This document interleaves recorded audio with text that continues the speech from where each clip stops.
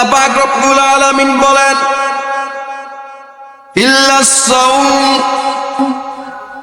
রোজার হিসাবটা হলো ভিন্ন।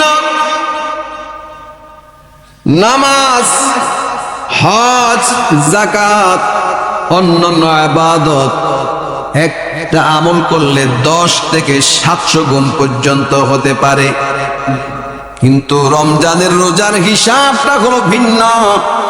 আল্লাহ পাক রব্বুল আলামিন হাদিসে কুদসির মধ্যে বলেন ইল্লাস সাওমা ফা ইন্নাহু লি ওয়া আনা আজজি বিহি। রোজার হিসাবটা ভিন্ন, কেননা রোজাটা বান্দা আমার জন্যই রাখছে। রোজা বিশেষ করে বান্দা আমার জন্যই রেখেছে, আর রোজার সওয়াব, প্রতিদান, পুরস্কার আমি আল্লাহ নিজ হাতে দান করব। সুবহানাল্লাহ। এখন প্রশ্ন করতে পারেন, রোজা আল্লাহর জন্য যদি হয়ে থাকে, নামাজ কার জন্য, যাকাত কার জন্য, হজ কার জন্য, অন্যান্য ইবাদত কার জন্য?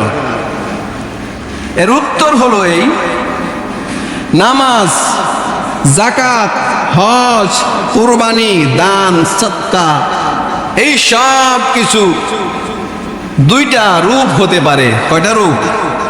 দুইটা রূপ হতে পারে। প্রত্যেকটা আমলের দুইটা রূপ হতে পারে। একটা হলো বাহ্যিক রূপ, আরেকটা হলো আভ্যন্তরীণ রূপ, ভিতরগত, বাতিনি আর জাহেরি। বাতিনি যেটা, আপনি নামাজ পড়েছেন কি কারণে, কি উদ্দেশ্যে নামাজ পড়েছেন, যেটা আপনি জানেন আর আল্লাহ জানেন। কেননা বান্দা অনেক সময় নামাজ পড়ে, নির্বাচন সামনে আসলে নির্বাচনে ভোট পাওয়ার জন্য অনেকে নামাজ আদায় করে। অনেক সময় বান্দা নামাজ পড়ে না, কিন্তু সালিশ দরবারে উপস্থিত হয়েছে, সবাই নামাজ পড়েছে, আমি নামাজ না পড়লে কেমন দেখা যায়, এই উদ্দেশ্য নামাজ অনেক সময় পড়ে। পড়ে কি পড়ে না? আবার অনেক সময় একজন খতিব সাহেব, একজন মুফতি সাহেব বা একজন মুসল্লি নামাজ পড়তেছে মানুষের সামনে, সুন্দর করে রুকু সাজদা দেয়, একা একা পড়লে এত সুন্দর করে পড়ে না। এখানেও কিন্তু দুই রকম হয়ে গেল। অনেকে যাকাত দেয় দানবীর হওয়ার জন্য, অনেকে যাকাত দেয় আল্লাহকে খুশি করার জন্য, এখানেও দুই রকম হয়ে গেল। অনেকে কোরবানি দেয় মানুষকে খুশি করার জন্য, দেখাবার জন্য। আমি যদি কোরবানি না দেই তাহলে কেমন দেখা যায়? মানুষে বলবে এত ধনী মানুষ ছোট্ট একটা গরু কোরবান দিল, একটা ছাগল কোরবান দিল, কেমন দেখা যায়? বাজারে সবচাইতে বড় গরুটা আমি কোরবান দেব আমার মান অনুযায়ী, আমার শান অনুযায়ী। আবার অনেকে কোরবান দেয় আল্লাহর জন্য, দুই রকম হয়ে গেল কোরবানির ভেতরে। আবার অনেকে হজ করে আল্লাহকে খুশি করার জন্য, আবার অনেকে হজ করে, হজ না করলে কেমন দেখা যায়, মানুষ কি বলবে? আগামী বছর নির্বাচন করব, আমি একটা হজ করে আসি, উমরা করে আসি, মানুষে বলবে আলহাজ অমুক। আলহাজ অমুক ভাইয়ের চরিত্র ফুলের মতো পবিত্র, নামাজ যদিও নাই একত্ব, এমনটাও হতে পারে। মানুষকে দেখাবার জন্য হজ করে, এটাও হতে পারে। কিন্তু আল্লাহ পাক রব্বুল আলামিন বলেন রমজানের রোজা, এটার মধ্যে দুইটা সুরত হয় না, দুইটা অবস্থা হয় না। বান্দা যখন সুবহে সাদিকের পূর্বে ঘুম থেকে উঠে,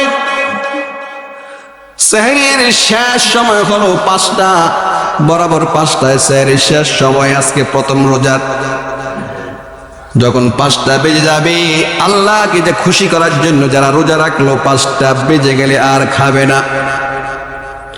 6টা-2 ইফতারের সময়, 6টা-2-এর আগে 5 মিনিট আগেও বান্দা খায় না।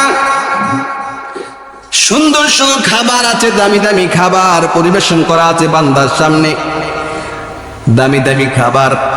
আবার প্রচন্ড পিপাসা, প্রচন্ড ক্ষুধা আছে। ফেরেশতারা পিস্তল ঠেকায় নাই, খাইলে কিন্তু পিস্তল দিয়ে সান্ডে মান্ডে করে দেব, খাবি না খবরদার। ফেরেশতা আছে নাকি? ফেরেশতা কি এরকম বলে যে পিস্তল ঠেকাইছে, খাইলে কিন্তু দিমু? ফেরেশতাও পিস্তল ঠেকায় নাই। কার ভয়ে বান্দা খায় না? 5 মিনিট বাকি আছে, কার ভয়ে খায় না? উত্তরটা কি? কার ভয়? আল্লাহর ভয়। হ্যাঁ, একটা পিস্তল আপনার মাথার মধ্যে ঠেকানো আছে, এটা হলো আপনার অন্তরে আল্লাহর ভয়ের পিস্তল ঠেকানো আছে। আল্লাহর ভয়ের কারণে বান্দা খায় না। আল্লাহ পাক রব্বুল আলামিন বলেন, বান্দা যখন রোজা রাখলো সুবহে সাদিক থেকে নিয়ে মিন তুলুইল ফাজরি ইলা গুরুবিশ শামসি, সুবহে সাদিক থেকে নিয়ে সূর্য অস্তমিত হওয়া পর্যন্ত ইয়াদাউ শাহওয়াতাহু ওয়া তাআমাহু, বান্দা স্ত্রী সম্ভোগ এবং পানাহার ত্যাগ করলো, একমাত্র আমি আল্লাহকে পাওয়ার জন্যই করেছে। সুবহানাল্লাহ।